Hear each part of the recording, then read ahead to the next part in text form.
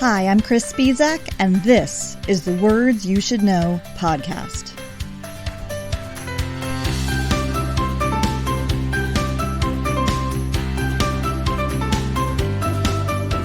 A few stolen minutes out of your day to talk words and communication, because our daily lives are surrounded by the evolution of and the influence of words. Forget the grammar police. There is so much more to this conversation. And as a reminder, a free download of fiction editing cheat sheets, family story writing references, and business communication tips are available on my website, getagriponyourgrammar.com.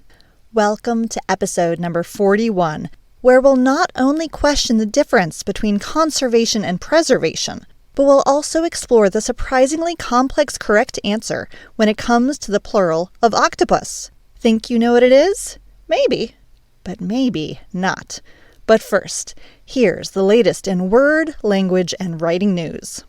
We're talking nature and animals today. So let's talk communications news with an animal bent today, because really, folks, how can you not be fascinated by the potential of unlocking the secrets of animal grammar and communications? I'm not going to go too deep into any of these. All of the resources for more are in my show notes.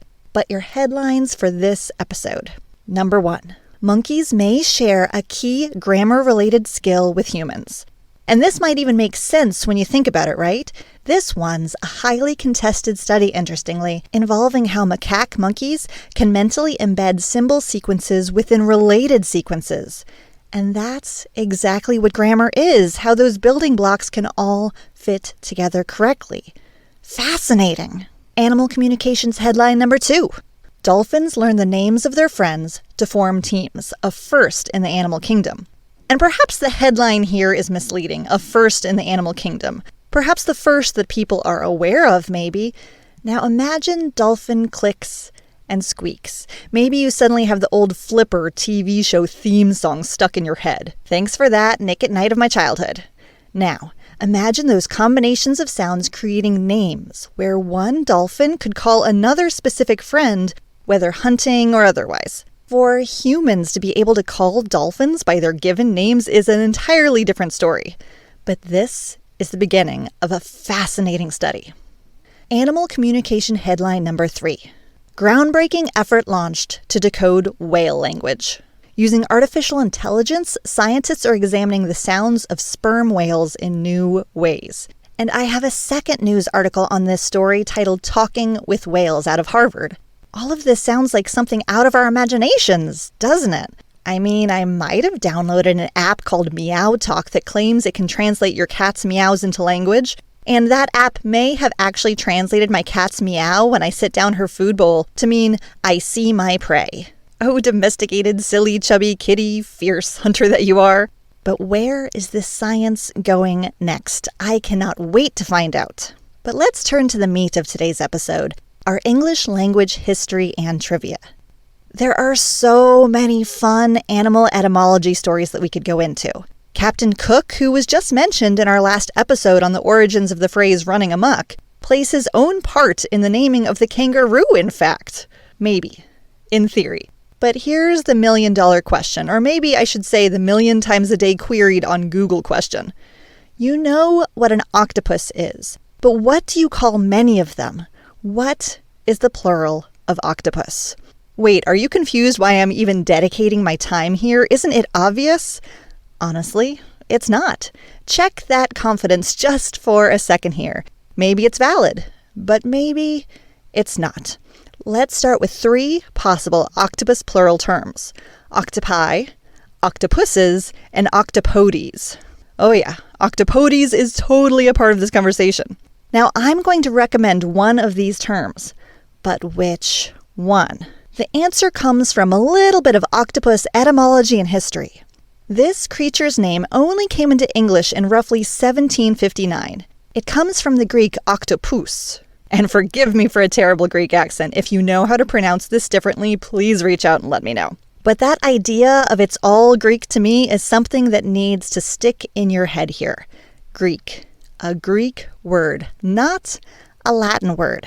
We're familiar with a lot of words with Latin roots with an us ending. Fungus, cactus, alumnus, and how do those words pluralize? Fungi, cacti, alumni, and bonus points for those of you that know how to spell and vary your usage of alumna, alumnus, alumni, and alumni. Yes, those two last alumni are spelled differently. Answers on my website, folks. But octopus doesn't come from Latin. So here's our big reveal of the day. Octopi, with that I, is not the plural of octopus. Boom! Should I say splash? I don't know, but I feel like I'm blowing minds here. Did you already know this? Power to you if you did.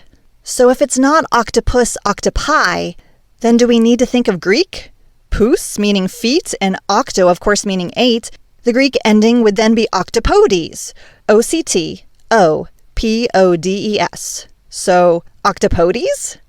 I do kind of like Merriam-Webster's reminder on how to pronounce octopodes. They say it rhymes with, don't say that please. Octopodes.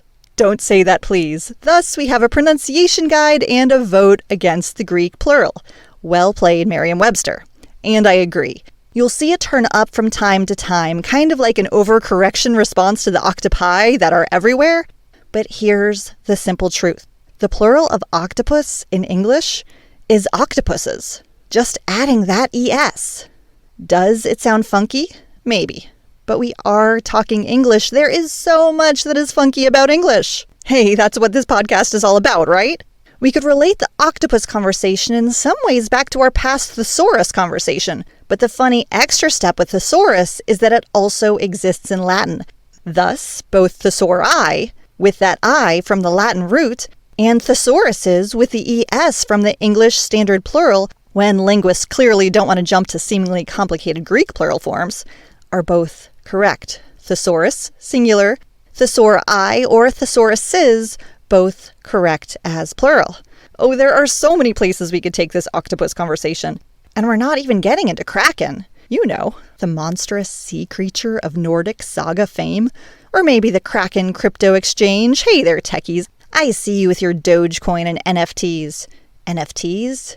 Nifties? I've heard it both ways. That one's out for debate. But anyway, next time you talk about more than one octopus, now you can be in the know with the correct form of that plural. The octopi, octopuses, octopodes debate does indeed have a winner. Octopuses. As for today's language challenge, we're focused on animals today, so here's this episode's question. What is the difference between preservation and conservation?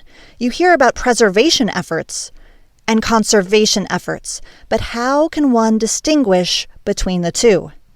The answers, as always, can be found on my website at getagriponyourgrammar.com. And consider this question a teaser to next week's language tip if you're listening to this episode as it's released. And I'll close with my personal update.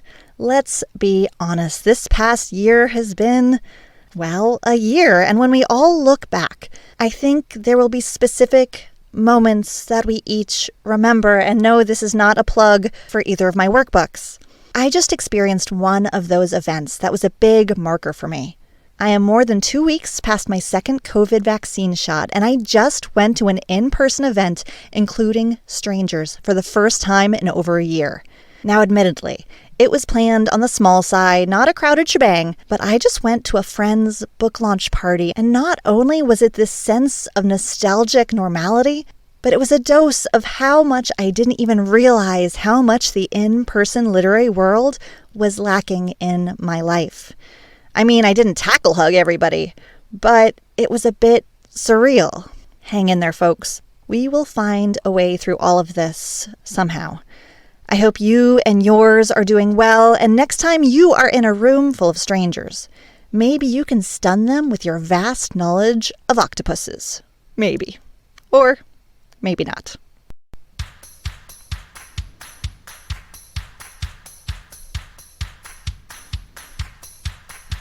Are you curious or confused about the words you use every day? For more information on language news, trivia, tips, and explorations, I invite you to sign up for my monthly newsletter at getagriponyourgrammar.com. That's also a great place for free downloads and to learn more about my books, Get a Grip on Your Grammar, the Novel Editing Workbook, and the Family Story Workbook.